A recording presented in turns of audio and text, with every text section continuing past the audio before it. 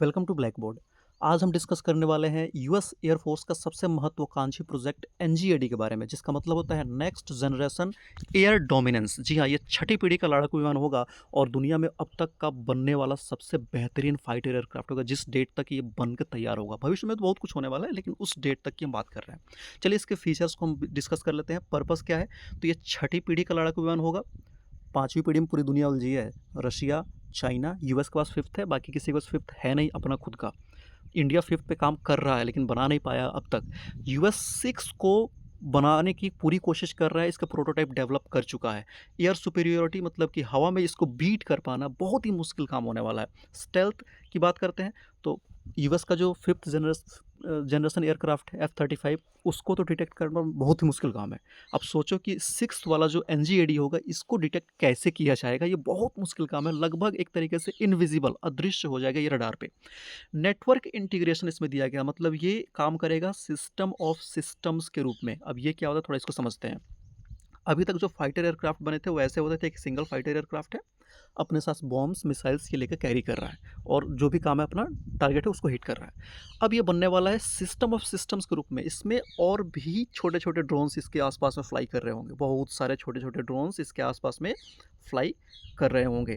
वो kamikaze drones हो सकते हैं, खुद से अटैक कर देंगे जाके, सुसाइड ड्रोन्स इसको बोलते हैं, या फिर वो अटैकिंग ड्रोन्स भी हो सकते हैं, रेकी के लिए भी हो सकता है। और इन सभी ड्रोन्स का जो कंट्रोल होगा वो एनजीएडी के आसपास में, वो कह सकते हैं कि ये एक सैनिक के रूप में काम करेंगे और एनजीएडी इनका राजा होगा। और ये जब उड़ेगा तो अपने साथ इन सभी को लेकर फ्लाई करेगा। इनका सबका कोऑर्डिनेशन सेंटर इस एनजीएडी में ही होगा, इसलिए एनजीएडी सिस्टम ऑफ सिस्टम्स के रूप में काम करेगा।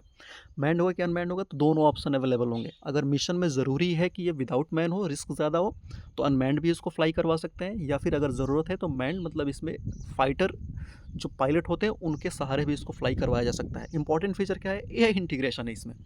मतलब आप समझिए कि एक एनजीएडी है, डिसीजन मेकिंग कितना फास्ट चाहिए, उसके साथ 8 10 20 ड्रोन्स फ्लाई कर रहे हैं, कितना फास्ट डिसीजन मेकिंग चाहिए। तो इसके लिए इसमें एआई को इंटीग्रेट किया जाएगा, एआई इंटीग्रेशन होगा और वो डिसीजन को लेने में बहुत हेल्प करेगा। फास्ट प्रोसेस होगा, जितना देर में हम अभी सोच रहे हैं उतने देर में ये डिसीजन लेके उन ड्रोन्स का यूज़ करके टारगेट को डिस्ट्रॉय कर चुका होगा। समझ रहे हैं? एक नेटवर्क, एक कॉन्स्टिलेशन के रूप में ये फ्लाई करने वाला है पूरा एनजीएडी।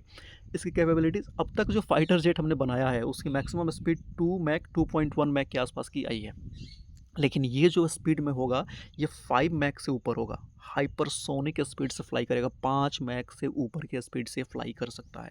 जबकि इसमें जो वेपन सिस्टम की बात करते हैं तो इसमें मेनली हाइपरसोनिक मिसाइल यूज़ किए जाएंगे, लेज़र वगैरह का इस्तेमाल इसमें किया जाएगा। मतलब कह सकते हैं कि एक अजीब ही चीज़ यूएस बनाने में लगा हुआ है।